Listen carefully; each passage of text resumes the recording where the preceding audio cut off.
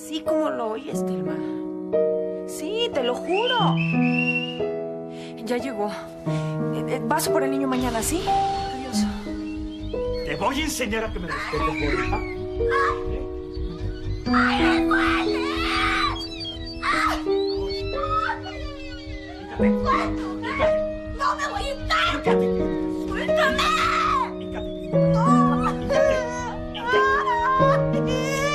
Pídeme perdón. Perdóname, Julián. Perdóname, Julián. Pídeme perdón.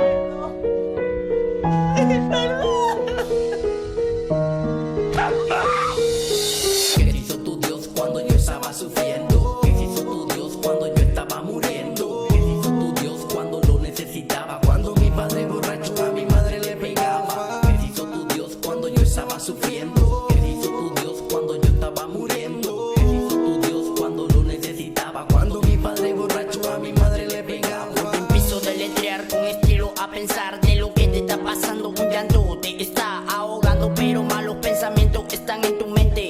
Tú sientes que Dios no está presente cuando tu padre golpea a tu madre. Llega a la casa, tú dices que lo que pasa es tu padre que la amenaza. Todos los días toma alcohol, diario la golpea, no le da amor. Entiendo y acepto todo lo que estás hablando, pero me hago la pregunta: ¿qué es lo que está pasando? Cada vez que yo llegaba a mi casa de estudiar, mi madre siempre me abrazaba y se ponía a llorar. El tiempo iba pasando, pero nadie se acordaba. Yo le suplicaba a Dios y nunca me contestaba. Entonces dime, ¿tu Dios dónde estaba cuando me ponía a la par de mi madre y también lloraba?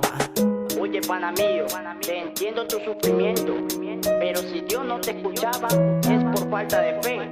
Te probó si realmente lo amabas. Pero dime, ¿qué hizo tu Dios cuando yo estaba sufriendo?